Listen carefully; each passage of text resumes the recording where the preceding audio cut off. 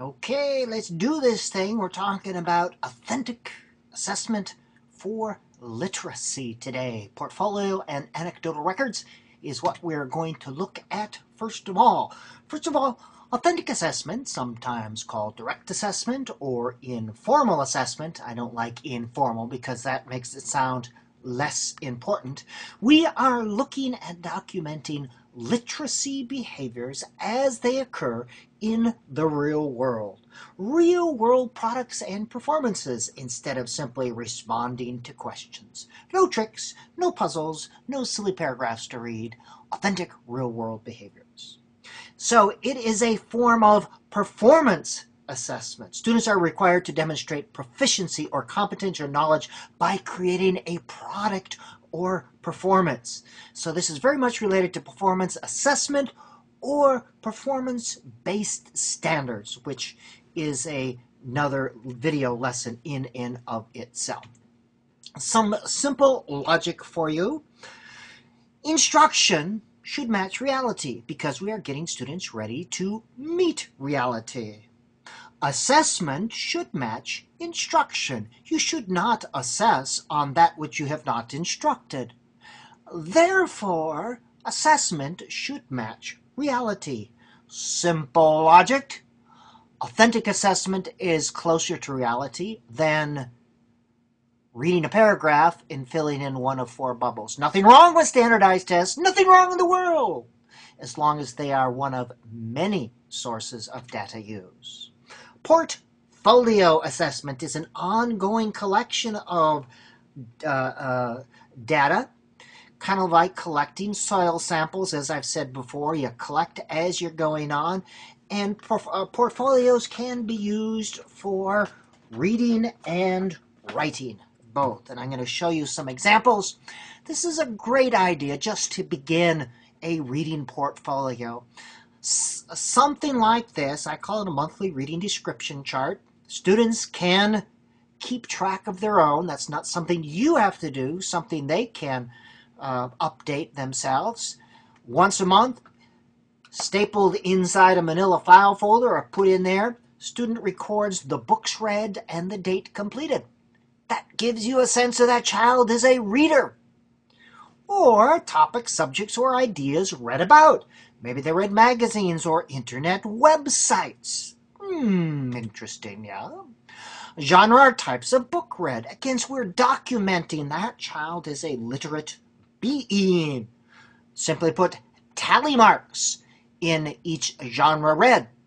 If during a month I saw a whole bunch of maybe tally marks there, we would set a goal for next semester maybe to read 2 books there or 2 books in another genre.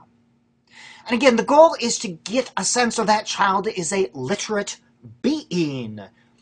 Describe an interesting character from a book you've read. Okay, that tells me something. Number of book talks. Book talk is simply the child telling about a book they like, anywhere from 15 seconds to 2 minutes. Nothing kills reading like book reports. Nothing encourages reading like the child standing up and giving a book talk. I like this book because. Number of book reviews. That's like a movie review using the thinking skill. Critique and evaluation, where you have a set of criteria and the child rates the book on those criteria. Books you'd like to read. What are your goals for next month? All right? Authentic assessment, direct assessment. It's where you are observing students in class. You're observing them reading and writing. Authentic. And again, as I've said, they should be across time. You're collecting data across time. Versus the standardized test is a snapshot. Ka-chink! That shows just a moment of time. Across time, good. Snapshot, not so good. Portfolio assessment or authentic assessment keeps records of students, both their strengths and their weaknesses. There's 2 types of folders. One is the student maintained folder, where they are responsible for updating the books read or vocabulary words or spelling or everything. They have access to it. It's in a milk carton, and it's on the shelf, and they can go in and put things in their own file folder.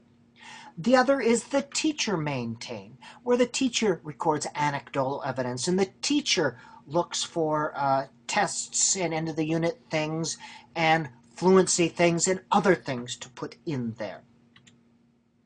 Anecdotal records, it's a written observation of what you see taking place, kind of like Jane Goodall observing gorillas.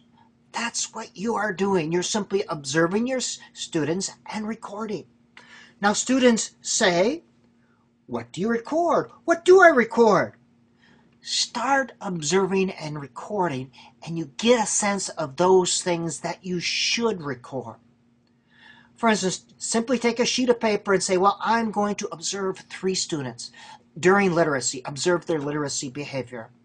And the process of observing and recording makes you a better observer. You begin to notice things, and this is where checklists are born. And this is the type of thing that's put in a manila folder. Now, I could tell you exactly what to observe and record, but that would be cheating you. Growth. Anecdotal records, kid watching. A simple form is to have each child's name there, have a 3-ring binder, and simply take turns recording each child. I mean, you can make forms like this. Okay, these were just the beginning ideas on authentic assessment. I looked at portfolio, just give you just an overview. There are so many ideas out there. Do Google portfolio literacy, Google portfolio assessment, or anecdotal records. You'll come up with thousands of ideas. I just want you to understand the basic concept so that you have a knowledgeable context to put these ideas in. Here endeth the lesson.